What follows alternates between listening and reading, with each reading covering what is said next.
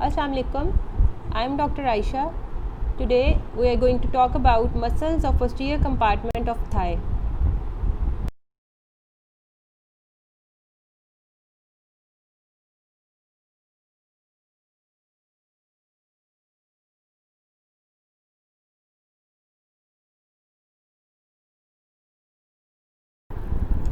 As we already know that thigh is divided into three compartments by two intermuscular septa. This one is anterior compartment of thigh, which has two groups of muscles. The first one are flexors of the hip joint. The second one are extensors of the knee joint. Then comes the medial compartment, which is also known as adductor compartment.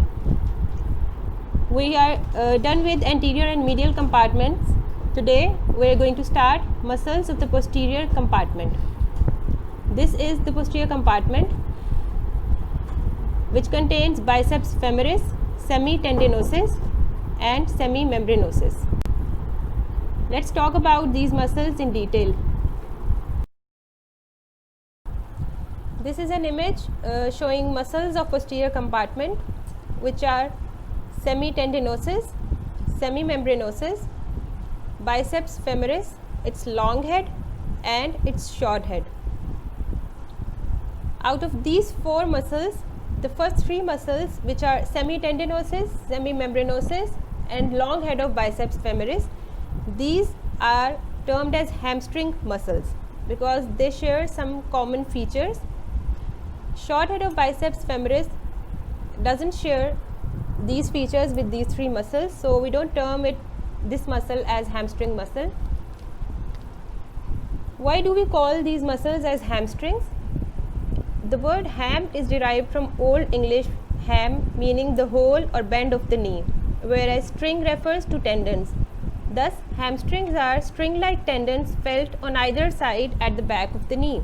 This is back of the knee. These are felt on either side at the back of the knee as long tendons.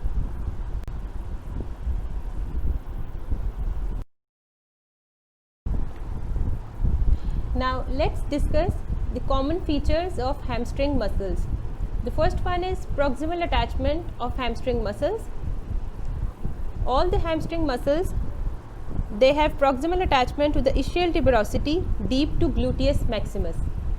This is an image of ischial tuberosity showing proximal attachment of hamstring muscles. Ischial tuberosity is divided into an upper part and a lower part by a transverse line, as we already know this. The upper part is further divided by an oblique line into upper and supralateral portion and inframedial portion. The lower triangular portion is divided by a longitudinal ridge into medial and lateral parts. Then comes the distal attachment of hamstring muscles. They are inserted into one of the two bones of the leg. Medial bone of the leg is tibia, while lateral bone is fibula. These muscles have their distal attachment to one of these bones of leg.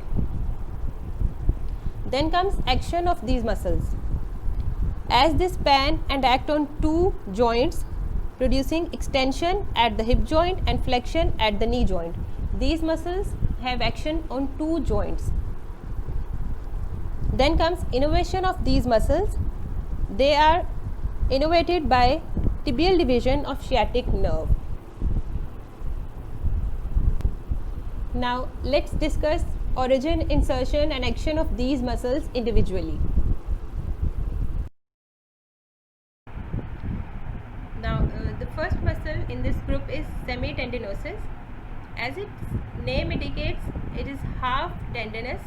As you can see here, the long tendon of semitendinosus muscle. It has a fusiform belly and a long cord-like tendon. It arises from the inferomedial portion of ischial tuberosity in common with the long head of biceps femoris muscle, as I have already told you in the previous slide. This muscle is then inserted into the upper part of medial surface of tibia behind the sartorius and gracilis muscles as part of pes inserinus.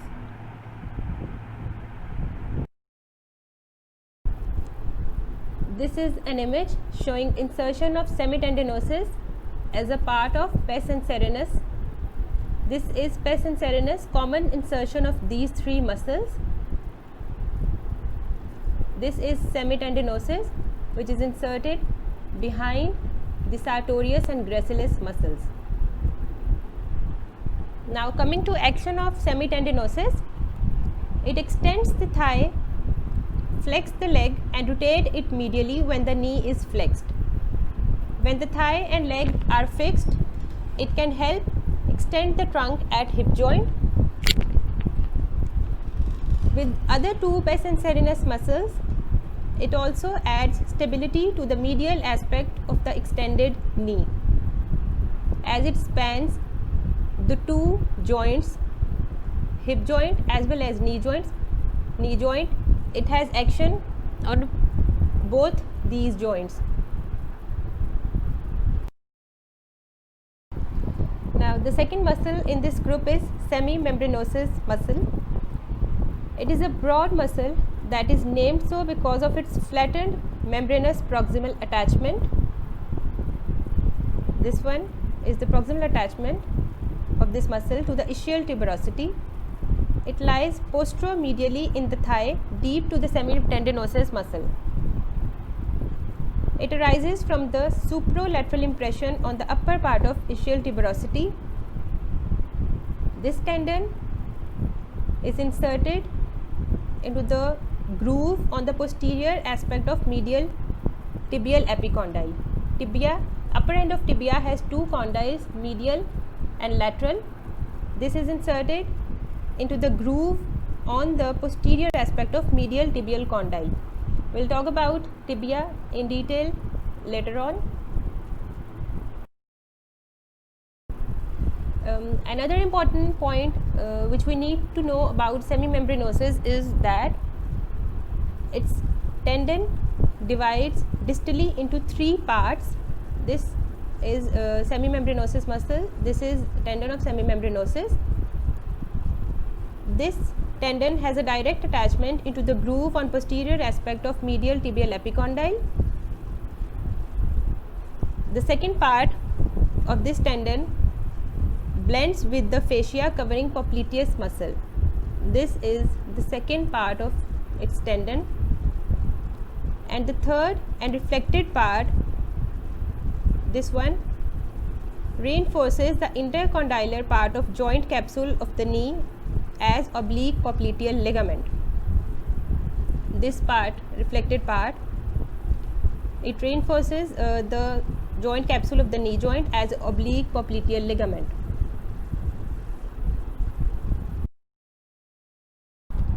Now talking about action of semimembranosus, its action is same as semitendinosus muscle. It acts as an extensor at the hip joint and flexor at the knee joint. It flexes the leg and rotates it medially when the knee is flexed.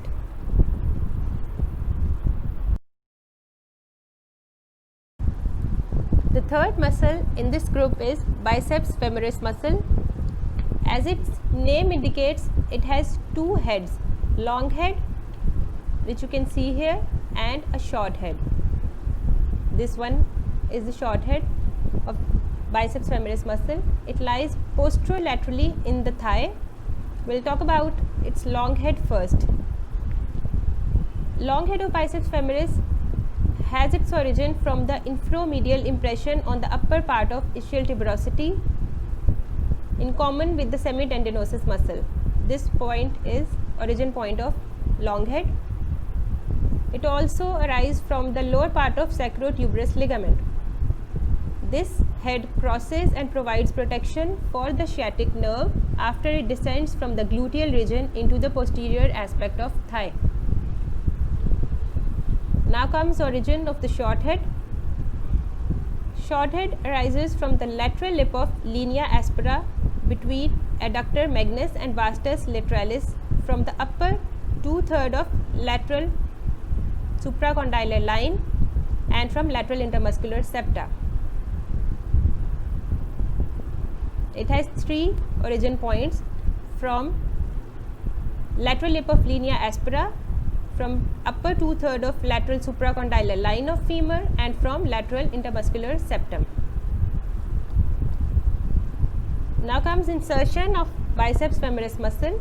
In the inferior part of thigh, long head becomes tendinous and is joined by the short head, as you can see here. Then the rounded common tendon of these heads is inserted into the lateral side of fibula in front of its apex or styloid process.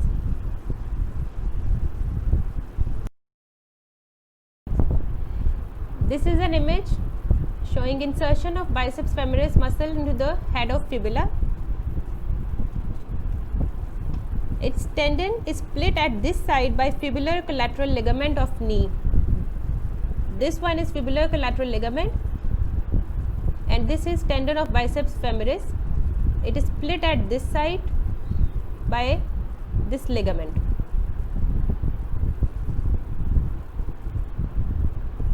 Now talking about action of biceps femoris muscle, it extends the thigh and flexes the leg. It rotates the leg laterally when the knee is flexed.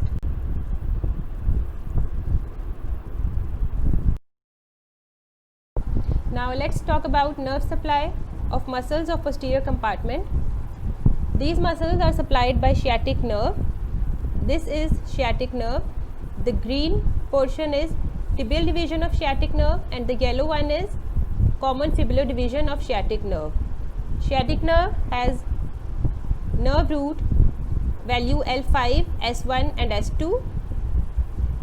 This tibial division of sciatic nerve, it supplies semitendinosus, semimembranosus, long head of biceps femoris, and adductor magnus, its hamstring part.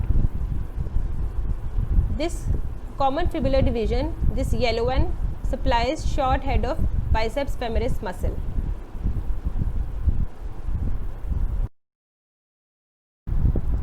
Now we will talk about testing of hamstring muscles. How do we test these muscles? Person is asked to flex his leg against resistance, as is shown in this image, while lying in prone position. Normally these muscles, especially their tendons, should be prominent on each side of popliteal fossa as they bend the knee. In cases of paralysis of hamstring muscles, the person is unable to flex his leg against resistance.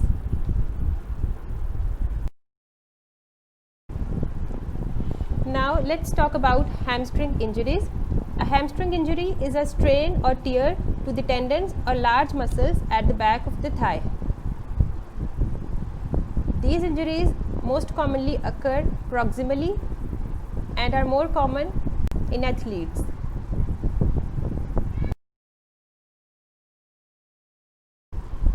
Now let's talk about the mechanism of injury to hamstring muscles.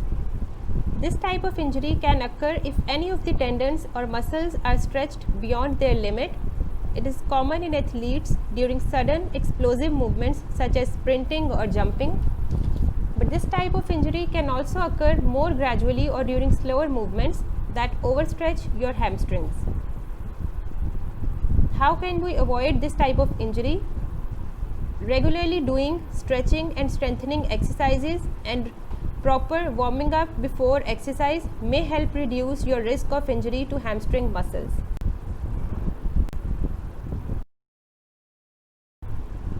Hamstring injuries have 3 grades.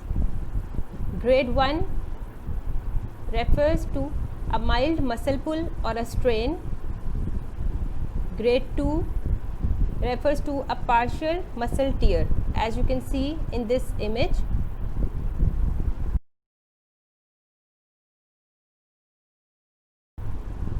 Hamstring injuries have 3 grades.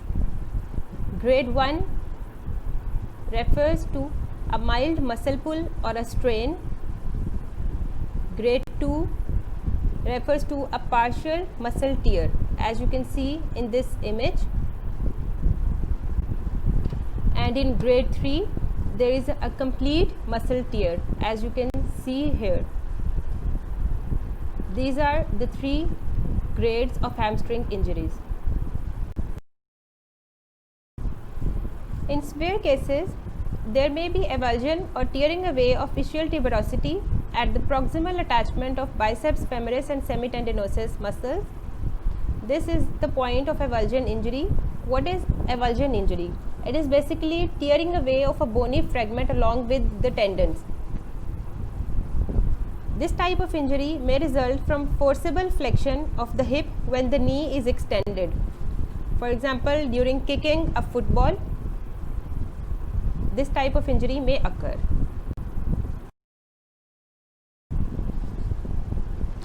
This is a clinical picture of hamstring injuries. In cases of hamstring injuries, there is a sharp pain in the back of thigh. Muscle tearing or thigh strains are accompanied by bruising that results in rupture of blood vessels, forming a hematoma.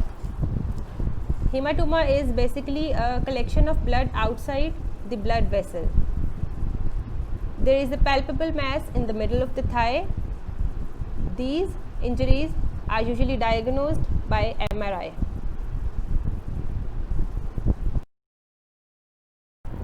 Now let's discuss the treatment of hamstring injuries. In mild cases where there is strained or pulled hamstring that occur due to insufficient warm-up time before activity, it can be treated simply by rest, icing, compression bandage, elevation and physiotherapy.